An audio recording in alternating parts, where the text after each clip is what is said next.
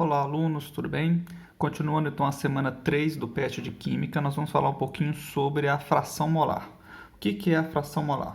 A fração molar é simplesmente a razão que nós temos entre o número de mol, seja do soluto ou seja do solvente, pelo número de mol total que nós temos dentro de uma solução. Então, se eu estiver querendo calcular a fração molar do soluto, então esse x1, toda vez que a gente relacionar a 1, nós estamos falando do soluto. Então, x1, ou seja, a fração molar do soluto, é igual ao número de mol do próprio soluto dividido pelo número de mol total. O que vai ser o número de mol total? É o próprio número de mol do soluto que está nessa solução, mais o número de mol do nosso solvente.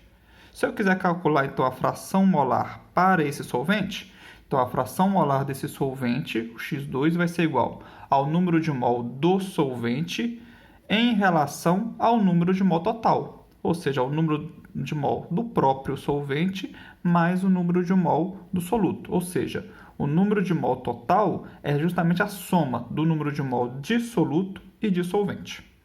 Uma coisa que vai ajudar muito a gente lá na frente é, se eu sei que essas frações molares são as proporções que eu tenho entre a quantidade de mol, seja do soluto, seja do solvente, pela quantidade de mol total, no final, a soma da fração molar, tanto do meu soluto mais a fração molar do meu solvente, sempre vai ter que ser igual a 1. Então, se eu souber uma, pela lógica eu já sei quanto que é a outra. Eu sei que a soma dessas frações molares sempre vai ter que ser igual a 1. Se eu souber a fração molar do solvente, eu já sei a fração molar do meu soluto. Às vezes o exercício nem vai dar trazendo para a gente o número de mol. Às vezes ele vai trazer o quê? A massa. Mas eu sei que o número de mol é igual a massa dividido pela massa molar. Vamos fazer um pequeno exemplo aqui.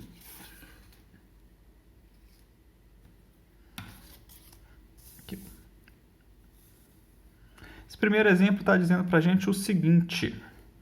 Uma solução contém 5 mols de um soluto qualquer, não precisa saber qual é essa substância que nós estamos tratando. Então, eu tenho 5 mols de um soluto dissolvidos em 20 mol de um determinado solvente. Também a natureza desse solvente não é interessante nesse momento, porque já foi dada a quantidade em mol desse soluto, já foi dada também a quantidade em mol desse solvente. Ele quer saber a fração molar, tanto do soluto quanto a do meu solvente. Então, vamos fazer aqui primeiro a parte do nosso soluto. Qual a informação que ele deu para a gente? Que nós já temos 5 mol desse soluto. Então, o meu número de mol desse soluto, que eu já vou chamar aqui de N1, é igual a 5 mol.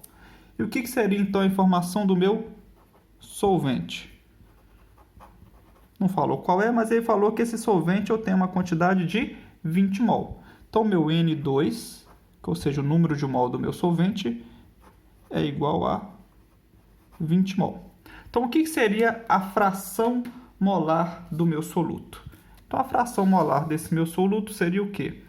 A fração molar dele é igual ao número de mol dele dividido pelo número de mol total. Então, vou calcular aqui o do soluto.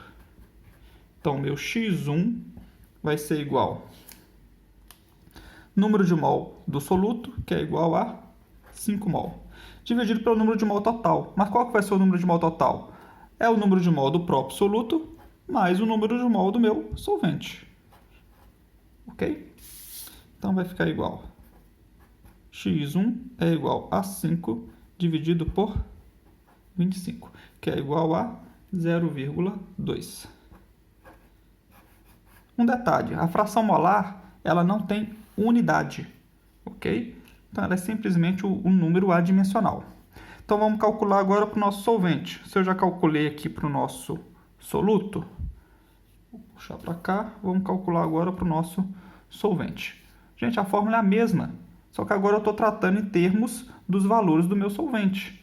Então, minha fração molar do meu solvente vai ser igual ao número de mol desse solvente, que é igual a 20, dividido pelo número de mol total. Mas o que é o número de mol total?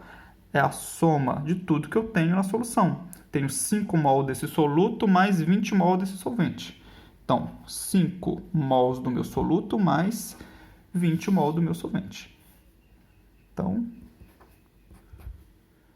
a nossa fração molar vai ser 20 dividido por 25. Tudo isso vai ser igual a 0,2. 8. O que nós tínhamos falado lá no início, na nossa primeira explicação? A fração molar do soluto mais a fração molar do solvente vai ter que ser igual a 1. Observa.